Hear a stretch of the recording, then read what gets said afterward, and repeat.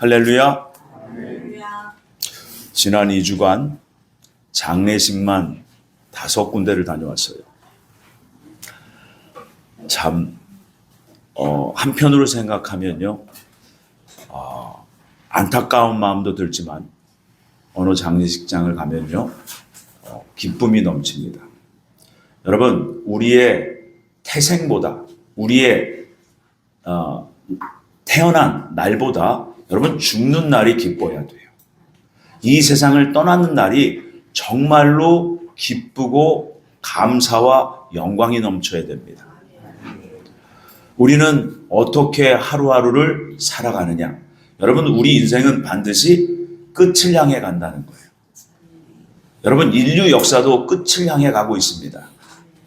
오늘 예수님이 마태복음 13장 전체를 주신 그 내용을 보면, 여러분, 이 13장은 예수님께서 곧 이 세상을 향해, 온 우주 만물을 향해 천국 건설 사업을 어떻게 하시는지에 대해서 말씀하시는 거예요.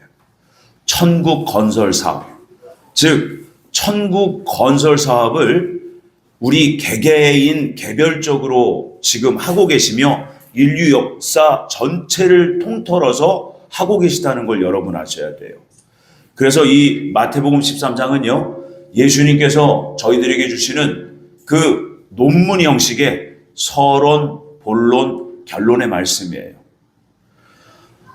먼저 우리들에게 먼저 주시는 그 말씀은 우리의 심령이, 우리의 믿음의 성장은 어떻게 이루어져 가고 있는지에 대한 말씀을 먼저 주십니다.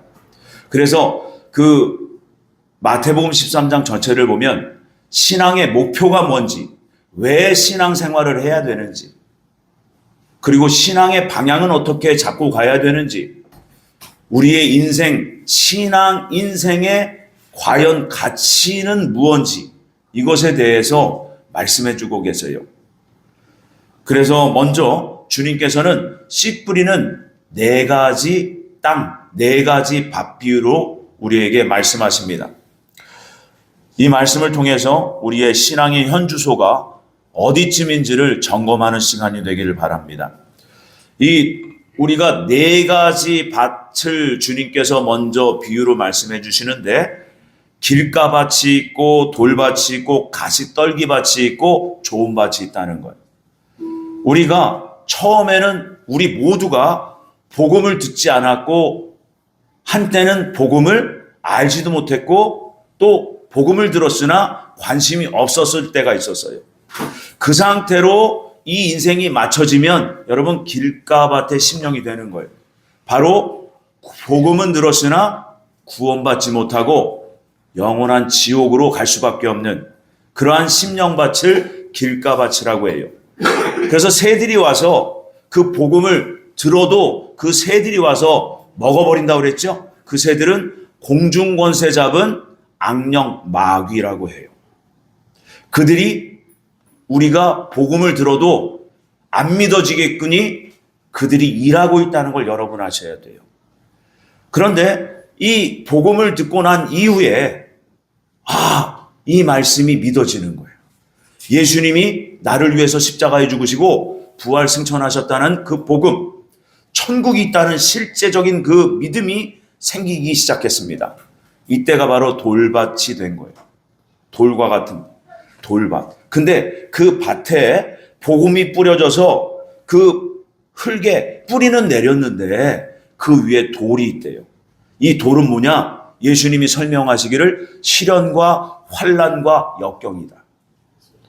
이 시련, 환난, 역경이 와요. 그런데 이것을 못 견디고 교회를 떠나버려요. 예배를 멈춰요. 누가? 내가. 근데 창조주 하나님은 예배하라, 안식일을 거룩히 지키라 하셨어요. 여러분, 하나님이 정말 살아계시고 하나님이 온 우주 만물을 창조하셨으며 정말 천국과 지옥이 있고 이 예배의 주인이 오직 삼일체 하나님이라면 여러분, 그분의 명령을 들어야 돼요. 그리고 나서 그 말씀이 선포될 때 우리는 그 말씀을 받아들이고 그 말씀에 순복하는 삶을 사셔야 된다는 거예요. 그래서 시련과 역경이 올지라도 이겁니다. 그래서 그 과정을 지나가면 가시떨기 밭과 같은 심령이 된다는 거예요. 시련과 역경은 웬만한 것은 이기면서 주일 성소를 하며 하나님을 경배하고 찬양하는 그러한 심령이 되었는데, 가시떨기 곧 세상의 염려와 재물에 대한 그러한 걱정, 재리의 유혹이라고 해요. 그 물질 때문에 더 이상 성장하지 못하는 그 믿음, 심령, 그 상태를 가시떨기 밭이라고 얘기했습니다. 그런데 그 모든 것, 세상의 염려도 주님께 다 맡겨버리고, 나의 어떤 재정적인 문제, 또한 그 물질적인 어떤 유혹, 이 모든 것까지도 다 떨치고 이기고 극복하면서 주님 앞에 오로지 충성 하나로 나가는 그 심령, 그 심령을 좋은 밭이라고 그래요. 그래서 여러분, 돌밭이나 그 길가밭도 여러분 다 구원받고 믿은 성도님들이세요. 교회 안에 들어있는. 그런데 좋은 밭은 적다는 거예요. 특히 이 마지막 때는요, 인류 역사 구원의 마지막 때는요, 더욱 적습니다. 왜요? 세상이 너무 분주하고 복잡하고 다단합니다. 그러니까 온전히 주일 성수 못하고 말씀을 지켜 행하기가 어려운 시대가 온 거예요. 그래서 결국 주님께서는 덜어는 좋은 땅에 떨어짐에 일부분만 그래도 일부, 다가 아니라, 다 좋은 밭이 아니라 그 중에서도 일부만 좋은 밭이 되어서 그분들은 열매 맺는 삶을 산다는 겁니다. 그러면서 이 말씀이 너무나 중요하기 때문에 9절에 예수님께서 귀 있는 자는 들을지어다 말씀하시는 거예요. 그러면서 요한복음 15장 8절에서 9절 말씀에 보면 너희가 열매를 많이 맺으면 내 아버지께서 영광을 받으실 것이라 라고 말씀하십니다. 결국 열매를 맺는 사람, 열매를 맺는 그 성도가 어떤 성도냐? 주님의 제자가 되는 성도라는 거예요. 그러면 돌밭과 길가밭은요, 여러분 열매 맺기가 힘들어요. 왜요? 내 생활의 염려 때문에, 세상의 걱정 때문에, 재물의 유혹 때문에, 이런저런 내 일신의 문제 때문에 열매를 못 맺어요. 여러분 여기서 열매는 뭐예요? 자기를 부인하고 해요. 내가 하고 싶은 것을 내려놓고 하나님이 원하시는 것이 무엇인지를 발견하고 그 원하시는 아버지의 뜻을 이루어가는 삶, 행하는 삶, 여기에서 열매가 맺혀지는 거예요. 근데 열매의 그 결과가 뭐냐? 사랑이에요. 그래서 예수님께서는 요한복음 15장 9절에 아버지께서 나를 사랑하신 것 같이 나도 너희를 사랑하였으니 너희 사랑 안에 거하라. 그래서 요한복음 15장 10절 그 이후에는 너희가 정말 나를 사랑하냐? 여러분, 사랑의 대상이 실제여야지 그 대상을 사랑할 수 있는 거예요. 예수님이 안 믿어지는데 예수님을 어떻게 사랑하겠어요? 그러니까 믿음이 없는 사람은 주님을 사랑할 수도 없고 그분의 말씀을 듣고 이해하고 깨닫는 것도 적을 수밖에 없어요. 그래서 너희가 나를 사랑하면 내 말을 듣고 지켜 행한다. 그때 바로 뭐예요? 열매가 맺어지는 거예요. 그래서 좋은 밭이 되라고 주님은 오늘 저희들에게 말씀하고 계십니다. 결국 나를 사랑하시는 예수님의 말씀을 따라 사는 삶이요, 하나님을 기쁘시게 하는 삶이에요. 정말 이 땅에서 하나님 나라를 준비하는 믿음 있는 성도가 되는 겁니다. 그렇게 저와 여러분들이 되시길 바랍니다. 그런데 주님께서는요, 이런 말씀을 하세요. 이 말씀이 좀 어렵기도 하고 두렵습니다. 어떠한 성도님들은 말씀을 깨닫게도 허락되었고, 어떠한 사람들은, 어떠한 신자들은 깨닫는 것이 허락되지 않았다는 거예요. 그래서 오늘 말씀의 그 제목을 천국의 비밀을 가진 자, 저와 여러분들이 되기를 바라는 마음에서 이 말씀을 선포합니다. 첫 번째로 어떤 종류의 신자들에게는 들어도 깨닫지 못하게 하신다는 두려운 말씀이 있어요. 천국의 비밀을 아는 자가 되려면 어떠한 사람이 돼야 되느냐. 주님은 이것을 가르쳐 주고 싶으신 거예요. 그 10절에서 12절 말씀에 보니까 왜 주님 저희들에게 비유로 말씀하십니까? 그랬더니 예수님께서 천국의 비밀을 아는 것이 너희들에게 누구예요? 너희 제자들이에요. 아무나가 아니라 제자들입니다. 그런데 그들에게는 되지 않았다라고 말씀하십니다. 그들이 누구냐? 먼저 그들이 누구냐? 그 마태복음 13장 전체를 보면 40절과 48절에 두 종류의 한 종류인데 다른 단어로 표현을 하셨어요. 두 가지로. 그 40절에 가라지라고 말씀하십니다. 가라지의 특징이 뭐냐? 껍데기는 그 알곡과 같은 모습을 가졌어요. 근데 속이 비었어요. 속이 없어요. 껍데기만 있는 그 상태를 가라지라고 말합니다. 알곡과 같이 자랐어요. 그런데 알곡과 가라지에 차이가 있어요. 벼가 이렇게 자라잖아요. 알곡은요, 그 안이 꽉 들어찼기 때문에, 내용이 꽉 들어찼기 때문에 머리가 숙여져 있어요. 겸손입니다. 그런데 가라지는요, 속이 비었어요. 그러니까 가벼운 거예요. 속에 아무것도 없어요. 그러니까 고개가 뻣뻣이 서 있어요. 그래서 알곡과 가라지는 이렇게 비교가 됩니다. 그런데 겉모습은 거의 흡사하다는 거예요. 바로 이 속에 들었고 안 들었고가 뭐냐? 성령님이세요. 저와 여러분들은 하나님의 성전으로 지음받았습니다. 성전에 성령 하나님이 계셔야 된다는 거예요. 그래서 너희들이 성령의 전인 것을 알지 못하느냐? 이렇게 말씀하시죠. 여러분, 성령 하나님은 창조주 하나님이세요. 나를 위해서 십자가에 죽으시고 부활 승천하시고 다시 오신다고 약속하신 그 예수님이 바로 성령님이세요. 그 만물의 창조주여 나를 구원하신 그 분이, 그 하나님이 내 안에 계신 거예요. 근데 내 안에 계신 하나님을 모시고 내가 막말을 할 수 있습니까? 내가 막 살 수 없잖아요. 그래서 주님께서는 이러한 신앙의 내용을 가지고 알곡과 같이 신앙생활해라 라고 말씀하고 계시는 거지요.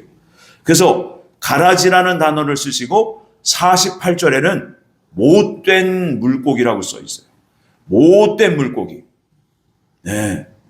그래서 그 마태복음 13장 전체는요, 예수님께서 우리 인생의 종말 끝, 그리고 인류 역사 구원의 마지막 끝, 그 끝의 관점으로, 종말의 관점으로 이 말씀을 저희들에게 주신 겁니다.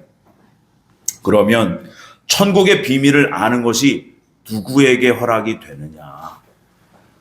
여러분, 하나님의 천국 건설 사업을 어떻게 해나가시는지, 내 자신을, 내 인생을 통해서 어떻게 천국에 들어갈 만한, 천국에 합당한 사람으로 만들어 가시는지에 대해서 첫 번째.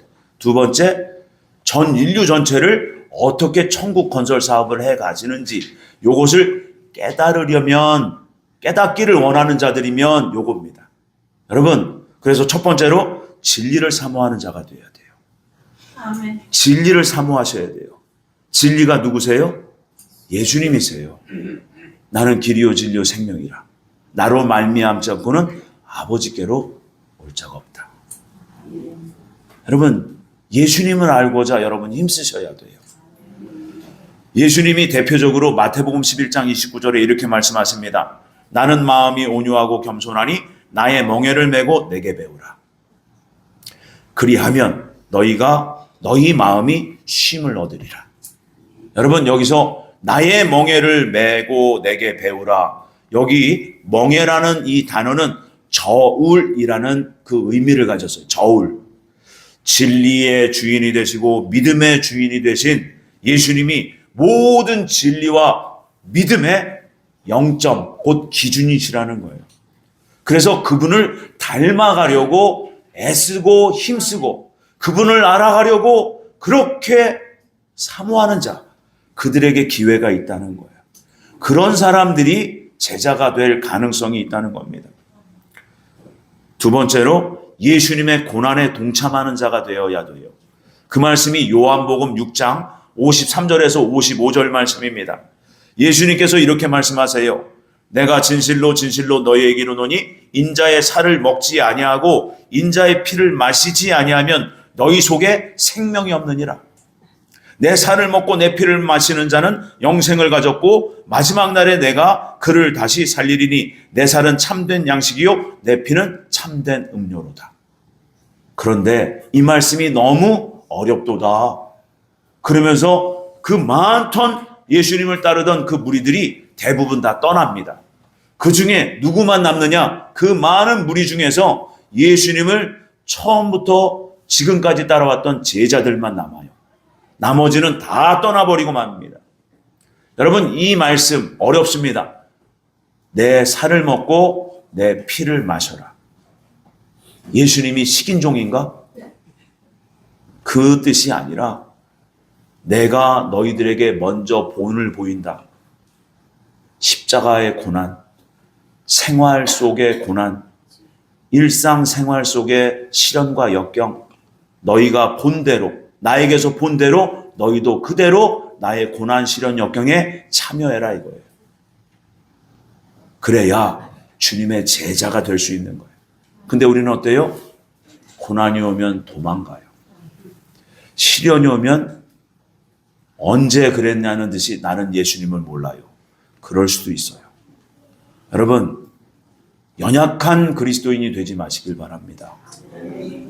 연약한 신자들은요, 주님이 기뻐하지 않으세요. 세 번째로, 사심이 없어야 돼요. 마태복음 18장 3절에서 4절 말씀이 바로 그겁니다. 진실로 너희에게 이르노니 너희가 돌이켜 어린아이들과 같이 되지 아니하면 결단코 천국에 들어가지 못하리라. 어린아이처럼 어려야 된다 이게 아니에요. 여러분, 어린아이들의 특징이 뭐냐? 거짓이 거의 없어요. 거짓말을 못해요. 겉과 속이 같아요. 속에 있는 것이 그대로 드러나요. 여러분, 그래서 속이 선해야 선한 말을 할 수 있는 거예요. 속이 악한데 어떻게 선한 말을 할 수 있어요? 겉과 속이 다른 거예요. 이런 사람에게는, 이런 신자에게는 기회가 없다는 거예요. 그래서 여러분, 바꾸셔야 돼요. 우리가 이제 깨달았으면 바꾸시면 돼요. 안 바꿔줘요, 목사님. 그러니까 자기를 부인하라는 거예요. 자기를 부인하고 주님 앞에 나와야지요. 자기를 부인하고 모든 것을 내려놓고 먼저 주님을 찾아봐야지요. 그러면 하나님이 살아계신지 안 살아계신지 하나님이 경험케 하시고 그 증거를 보여주십니다. 그래서 오늘 말씀의 두 번째 그 주제가 천국의 비밀을 맡은 자의 삶은 어떠해야 되는지. 여러분, 천국에 대한 곧 신앙인으로서의 방향과 가치관을 가르쳐 주십니다. 여러분, 고린도전서 4장 1절에서 2절 말씀에 보면 사람이 마땅히 우리를 그리스도의 일꾼이요 하나님의 비밀을 맡은 자로 여길지어다. 그리고 맡은 자들에게 구할 것은 충성이니라. 여러분, 정말 예수님을 믿고 여러분 그분이 창조주 하나님이고 나의 생명주가 되신다면, 정말 천국을 준비하시는 저와 여러분들이라면 여러분 충성해야 된다는 거예요. 말씀에 충성해야 된다는 거예요. 말씀 듣기를 사모하시고 그 말씀에 순복하는 삶을 부단하게 살아셔야 돼요. 그래서 내 삶의 가장 귀한 가치가 무엇입니까? 라고 묻는다면 예수님이 이렇게 말씀하시는 거예요. 마태복음 13장 44절에서 46절입니다. 우리 한번 같이 읽어주시면 감사합니다. 시작.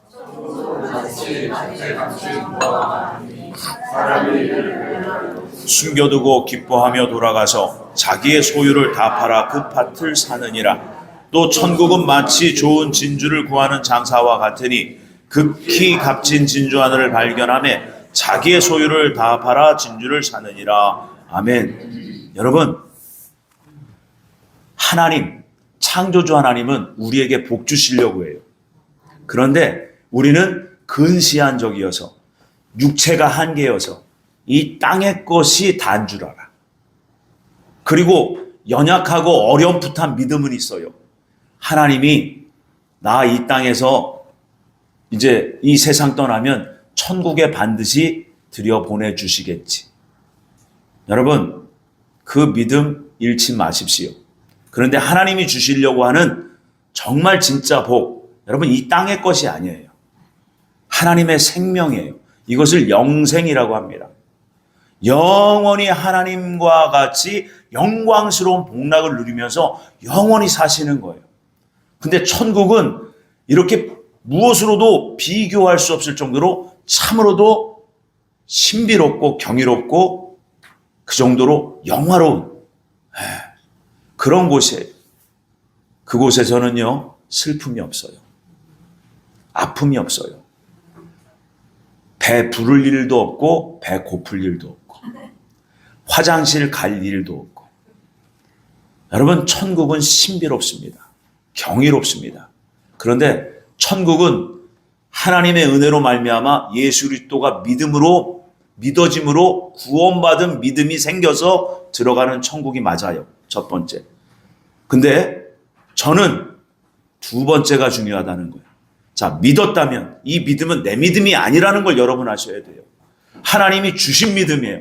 이 믿음을 여러분 발전시키며 사셔야 돼요. 이 믿음은 여러분 행함이 뒤따른다는 거예요. 결국은 천국은요, 높은 천국도 있고 낮은 천국도 있어요. 하나님과 영원히 가까이 사시는 분들이 계시고 하나님과 영원히 멀리 떨어져서 천국의 가장자리 변두리에서 사시는 분들이 대단히 많아요. 왜 그래요? 이 땅에서 말씀을 듣고 믿음대로 순복하지 않았기 때문에 그래요.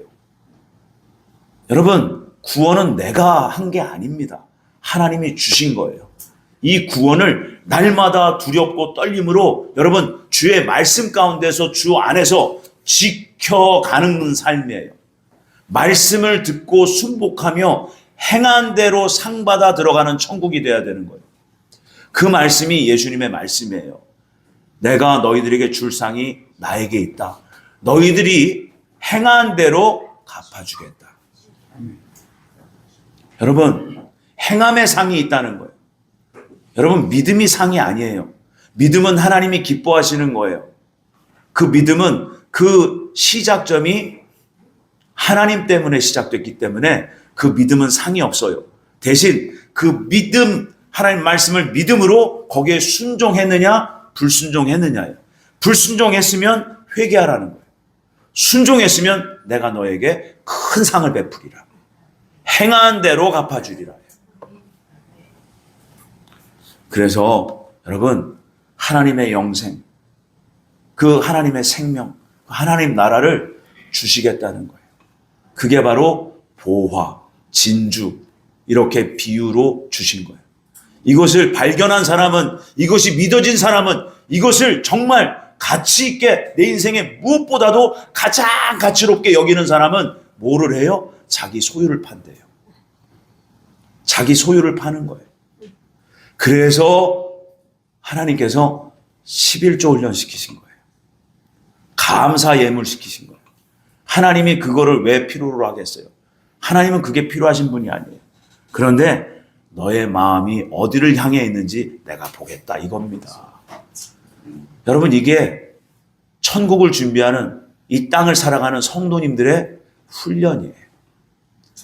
그래서 우리의 하루는요, 천국에서 영원히 상받을 만한 그 놀라운 가치가 있는 복된 하루라는 걸 여러분 아셔야 돼요.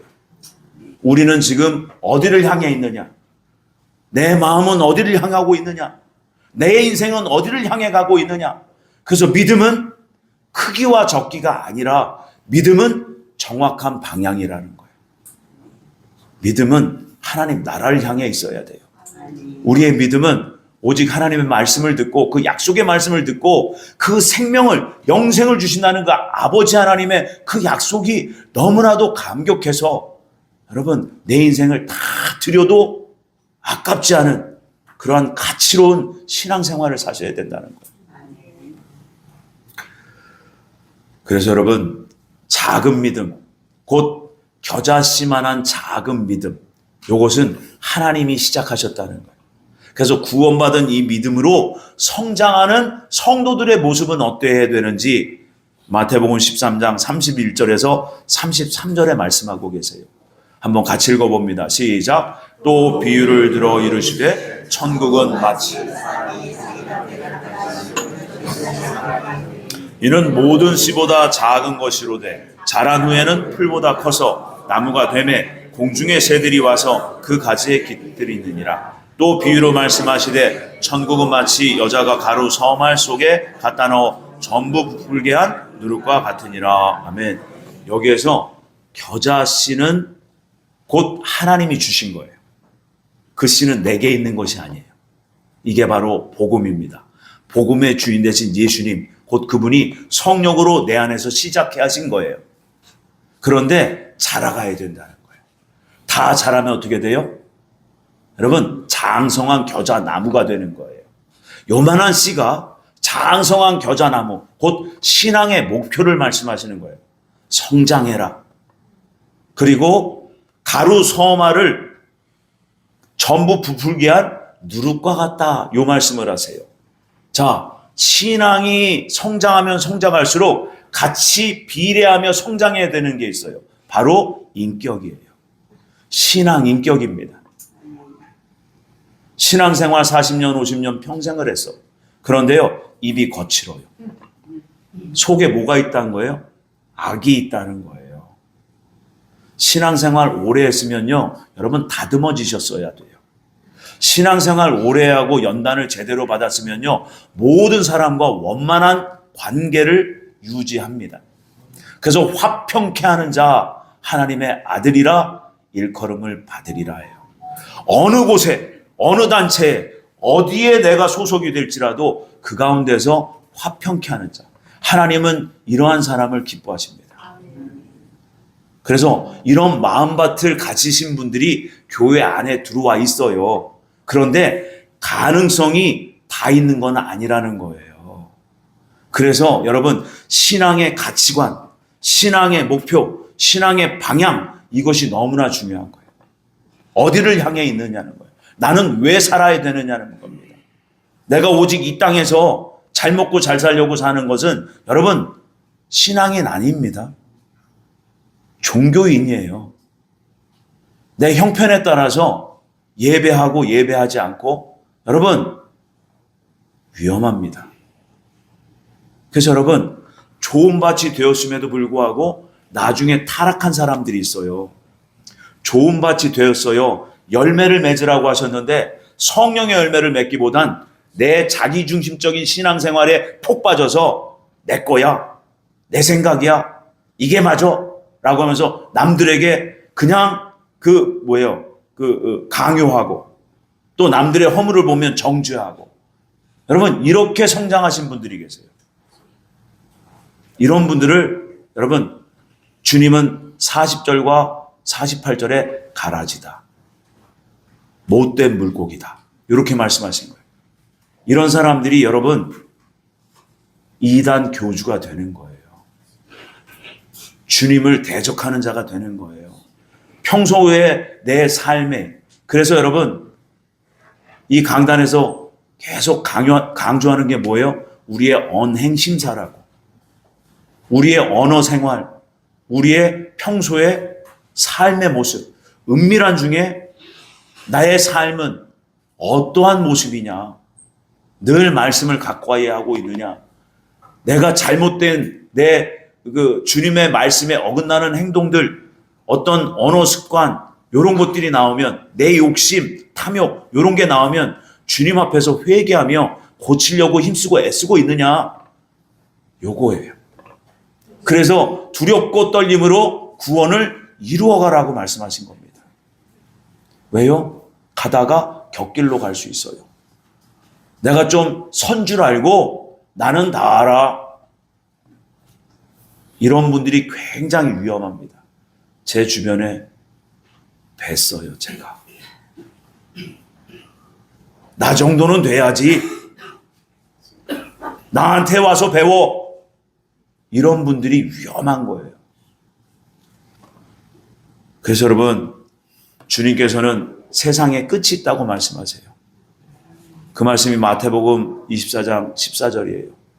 주님이 주신 모든 하나님 말씀은 천국복음입니다. 이 천국복음이 모든 민족에게 증언되기 위하여 온 세상에 전파되리니 그제야 끝이 오리라. 이방인들이 구원받으면요, 저와 여러분들이 구원받는 시기가 끝나면요, 세상 끝이에요. 그런데 지금 보세요. 더 이상 교회 안에 새로운 신자가 안 와요. 수평 이동만 하고 있어요. 오히려 교회 안에 들어왔던 분들이요, 시련과 역경과 세상의 염려와 이런 것들 때문에 떠나는 시기예요. 그래서 끝이라고 지금이. 이 끝에는 어떻게 하시느냐? 주님께서 결론적으로 마태복음 13장 47절에서 50절에 이렇게 말씀하십니다.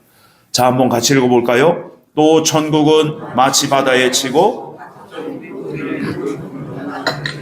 그 물에 가득함에 물가로 끌어내고 앉아서 좋은 것은 그릇에 담고 못된 것은 내버리느니라. 세상 끝에도 이러하니라. 천사들이 와서 의인 중에서 악인을 갈라내어 풀무불에 던져 넣으리니 거기서 울며 아멘. 여러분, 예수님이 왜 오신다고요? 다시 오시는 재림 목적이 첫 번째가 있어요. 다 익은 열매를 추수하러 오십니다.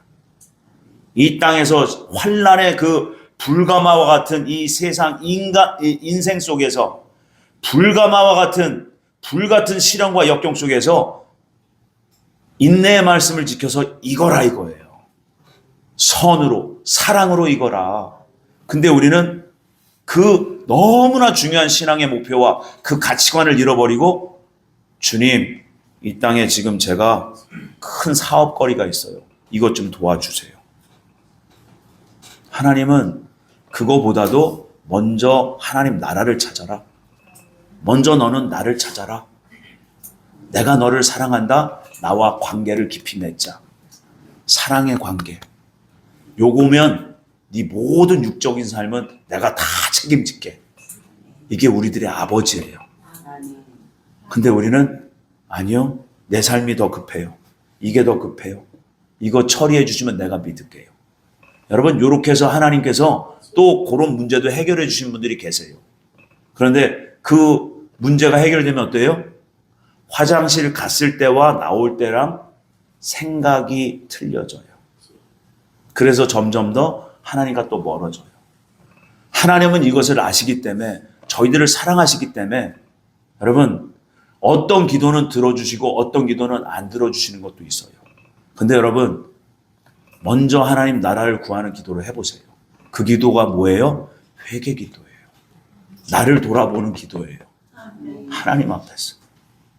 여러분, 이거 제대로 안 하다가 인생 갑자기 정말 황망하게 내 인생의 끝을 맞는다면, 여러분, 그때 가서 그 죽음 직전에, 여러분, 임종 직전에 영계가 열렸다 닫혔다 합니다. 그때 영계가 열렸다 닫혔다 하면서 내 근처에 빛의 천사들이 있는지, 어둠의 귀신 악령들이 있는지 그때 보이게 돼 있어요. 그제서는 이미 때늦은 후회가 되는 거예요. 돌이킬 수가 없어요. 야, 진짜구나. 여러분, 그 영으로 영원히 사는 존재가 저희들이에요. 그래서 하나님의 형상으로 우리를 지으셨다는 겁니다. 하나님은 영원히 영으로 사시는 분이에요. 그래서 우리를 영혼으로 창조하시고 육신을 흙으로 입혀놓으신 거예요. 근데 우리는 육신에만 집중하고 있어. 육신의 일에만 집중하니까 여러분, 믿음이 성장하진 않아. 영혼의 문제라고. 영혼에 우리의 생명이 담겼어요. 여러분, 화장터 가보셨잖아요. 그 시체를 염해가지고서는 그 용광로에 집어넣는데 그 시체가 일어나던가요? 그 실제적인 감각, 오감, 그 모든 것이 어디 있어요? 영혼에 있는 거예요. 그 영혼이 빠져나갔으니까 그 흙집은 아무 힘도 없는 거예요. 생기가 없어졌으니까. 여러분, 그렇게 인생이 끝납니다. 여러분, 그 끝날이 오기 전에 신앙의 목표를 분명히 알고 신앙의 방향을 정확히 붙잡고 네 인생 하루하루가 얼마나 가치롭고 복된 인생인지를 하나님 안에서 발견하고 그렇게 하나님 나라를 영원히 준비하는 지혜로운 삶을 살아라. 그를 위해서 자기를 부인해라. 자기 소유를 팔아라. 이러신 거예요. 하나님의 영생을, 하나님의 생명을 풍성하게 여러분 받아서 영원히 누리시려면, 큰 상을 받아서 영원히 천국에서 복락을 누리시려면 여러분 자기 부인과 자기 소유를 파는 삶을 잘 사셔야 되는 거예요. 이 기회가 우리 이 땅에서 주어졌다는 거예요. 이 땅이 그러니까 얼마나 큰 축복의 시간들이에요. 다른 게 축복이 아니에요. 이 땅에 무엇을 많이 누려서 축복이 아니라 여러분 이것을 알고 그 가치관으로 순간순간을 살아내는 사람이 가장 복된 사람입니다. 가장 행복한 사람. 그래서 하나님이 살아계시다는 것을 순간순간 우리에게 마음속에 가르쳐 주세요. 믿음의 증거들을 보여주세요. 그래서 여러분 죽을 것 같은 그 병에 걸렸어도요 낫게 하십니다. 큰 위기에 봉착했을 때도 오직 하나님께 전심으로 매어 달린 사람, 여러분 그 위기에서 건져내십니다. 그러면서 믿음의 증거들을 갖게 하시는 거예요. 여러분 그 증거들을 받았다면 여러분 좋은 밭이 되셔야 되고, 좋은 밭이 되셨다면 여러분 하나님 나라, 오직 복음, 예수님 그분을 위해서 여러분 많이 내 시간을 드리고, 그리고 충성스러운 그러한 주님의 말씀 앞에 순복하는 사람 돼야 돼요. 그래서 여러분 이 47절에서 50절 말씀은요 종말론적인 마지막 결론의 말씀이에요. 그래서 여러분 바다는 세상입니다. 각종 물고기는요 여러분 바다 속에 사는 모든 인생들을 비유하신 거예요. 근데 그물이 뭐냐? 복음을 가진 교회를 얘기해요. 그 세상이라는 바다 속에 많은 물고기가 있는데 그 복음을 가진 그 교회라는 그물을 친 거예요.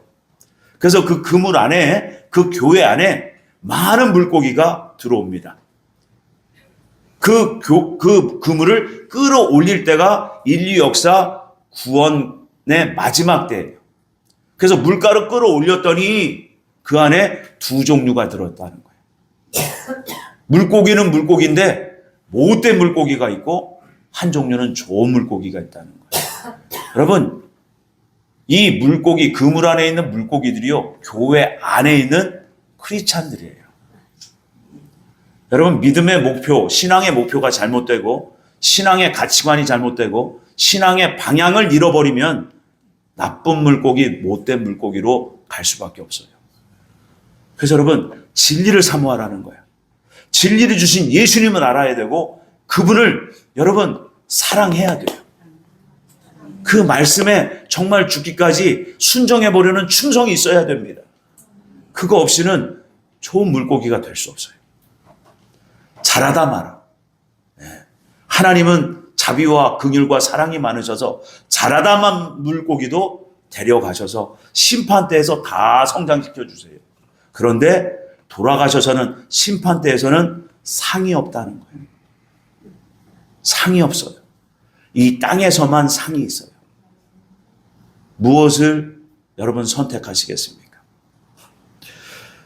그래서 여러분 주님이 마지막 때에 나를 반드시 만나 주실 때가 온다는 것을 여러분 기억하며 사셔야 됩니다. 그래서 예수님께서 마태복음 25장에도 세 가지 비유를 하시면 마지막 비유가 바로 양과 염소의 비유예요. 양도 염소도 교회 안에 있어요. 근데 양은 옆에서 어떠한 환경 상황 속에서도 오로지 그냥 묵묵합니다. 근데 염소는 뿔이 달렸어요. 옆에 양을 계속 치받아. 그러니까 그 양이 힘들어. 그런데도 주님, 주님 이런 바로 이분이 양이에요. 근데 뿔로 자꾸 치받아. 예. 그러니까 양은 얼마나 힘들겠어요. 여러분 그 염소와 같은 목사도 있고요. 염소와 같은 장로도 있고요. 염소와 같은 성도들, 집사님들도 있어요. 예수님께서는 이런 분들의 특징이 어떻다고 말씀하셨냐면 마태복음 18장 6절에서 7절 나를 믿는 작은 자 중 하나를 신족하게 하는 자, 남을 실족하게 하는 자예요. 남을 정죄하고 비난하고 비판하는 자, 여러분, 염소의 기질을 가진 거예요. 근데 이 염소의 기질을 저도 가졌고 여러분들도 가졌어요. 그런데 이것을 여러분 억누르고 절제하는 거예요. 이것이 올라올 때마다, 저 사람의 허물이 보일 때마다 정죄하고 비난하는 것이 아니라 그분을 위해서 주님께서 원하시는 대로 서로 사랑하라듯이 축복하고 사랑으로 더 섬겨주는 거예요. 그런데 이것을 이 불편한 마음을 오래 가지고 가요. 여러분, 이거 해결 안 됩니다. 해결이 안 돼요. 언제 돼요? 죽어서 돼요. 심판 때 가서. 그러니까 이 땅에서 빨리 해결하자는 거예요. 그래서 예수님께서 뭐라고 하세요? 하나님 앞에 예물을 드리려다가 어떤 형제나 자매, 너의 이웃에게 혹시 불화한 게 있으면 얼른 가서 화해하고 와라.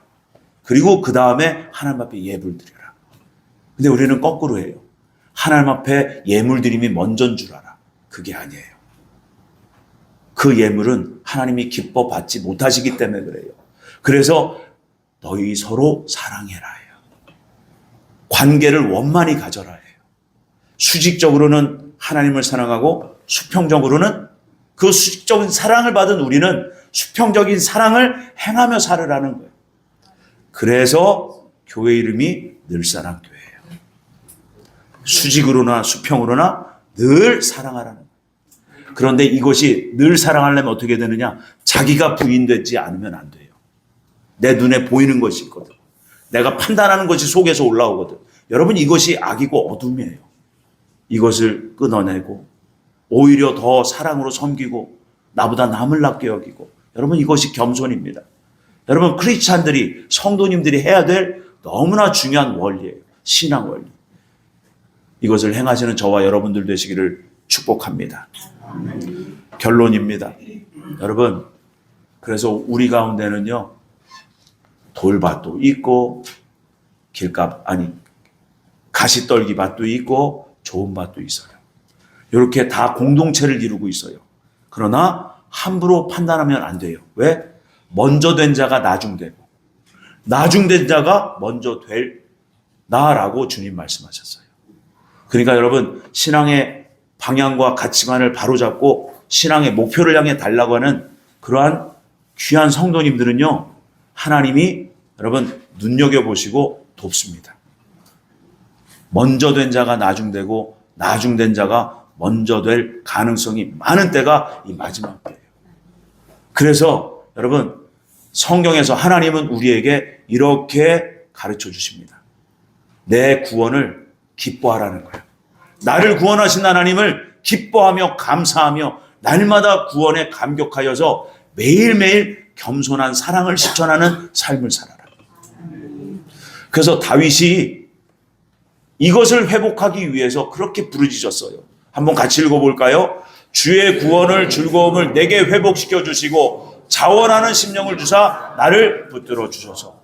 주님, 저의 감정, 의지, 내 양심, 내 모든 것을 주님이여 성령으로 충만케 하셔서 구원의 즐거움을 날마다 회복하며 그 구원의 감사와 감격으로 주의 말씀에 청종하는 저가 되길 원합니다. 여러분, 이게 성령 충만이에요. 여러분, 이 말씀을 꼭 기억하시고, 여러분, 우리의 하루의 삶이 얼마나 하나님 앞에서 너무나 중요한 삶인지, 정말 천국을 준비하시는 저와 여러분들이라면 이 하루가 얼마나 소중한 하루인지 주님 안에서 발견하고, 그렇게 하나님 나라를 정말 실제적으로 준비하시는 저와 여러분들이 다 되시기를 예수님의 이름으로 축원을 드립니다. 아멘. 기도합니다. 주님, 그렇습니다. 지금 이 시대가 참으로도 힘들고 어렵고 영적인 기근이 왔다고 합니다. 세상에는 십자가를 내어 걸고 많은 교회들이 세워졌지만, 주님이여, 많은 성도들이 교회 안에 있지만 주님은 우리의 믿음의 방향, 신앙의 가치, 그 신앙의 목표가 어떠한지 오늘 말씀을 통해서 다시 한번 저희들을 두드려 주시고 깨닫게 하시니 감사합니다. 주님이여, 우리가 온전한 신앙인 되기를 원합니다. 이 마지막 때에 주님이 정말 기뻐 찾으시는 그러한 저희들 되기를 원합니다. 먼저 된 자가 나중되고 나중되자가 먼저 된다는 것을 꼭 기억하고 항상 모든 이들을 대할 때 주님 대하듯 하며 겸손한 사랑을 실천할 우리 모두 될 수 있도록 주여 도와 주옵소서. 감사하고 예수님의 이름으로 기도 올렸습니다. 아멘.